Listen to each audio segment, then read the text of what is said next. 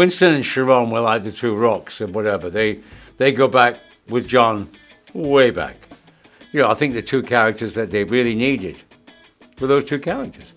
Because it's the same, not the same storyline, but there's a similarity, I think, in perhaps how Winston met John in the first place. In a different, because he and both Wick and Eva, I'll call them now John and Eva.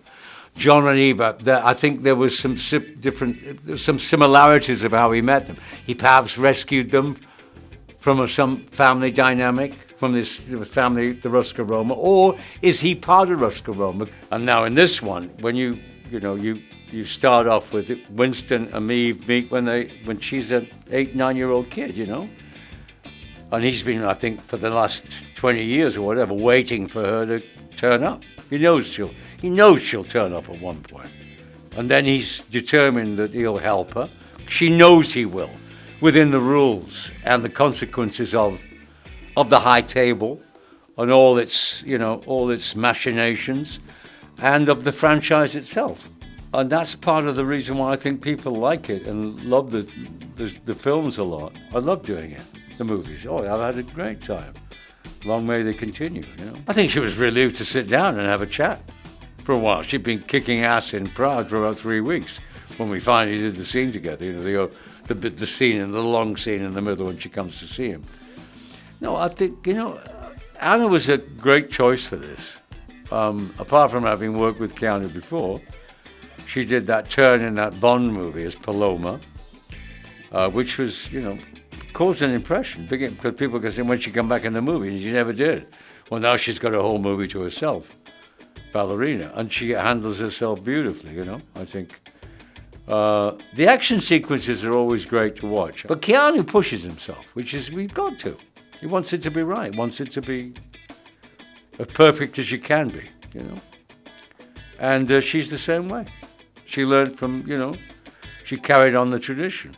That's one more. She looks at he's doing it. He gives her the information, but then it's like the classic. He says, I would, of course, advise you not to, you know, I'd advise you to. But it gives her the information of where somebody's staying in another hotel, where she wants to know, does he know anything about this cult? But then she, of course, has what every character has to have in a film like this, which is free will, when he knows that she'll completely disobey him, or what his advice. But when she comes back again, she's safe harbor. I always call Winston the Wick Whisperer. He's the keeper of secrets. He knows whatever goes on. But within the world, nobody knows where he fits. I mean, it's interesting, and I keep it that way. You know a little about him, you know something about him, but there's no need to know everything, you know? Winston's the sort of, he becomes more and more the Wick Whisperer, as I've come to sort of think about him. I mean, he's immaculate. He runs a hotel, so he's got to look like the most immaculate, like most hotel man. He runs a hotel. He's a slick. Doesn't get involved in fights. He's a lover, not a fighter. He's there taking care of stuff. This is like fully fledged story within a larger story. So I think it fits in perfectly. And the fact that next time they'll want to see them together. Films of this largeness have to be, and quality, because care is taken by, everybody forgets afterwards the care that goes into making a movie when you finished it. The color grading, the sound, the setting of it, the editing, as I said, the grading, the thing, and the preparing it for the cinema. So, it's really good. You should watch it.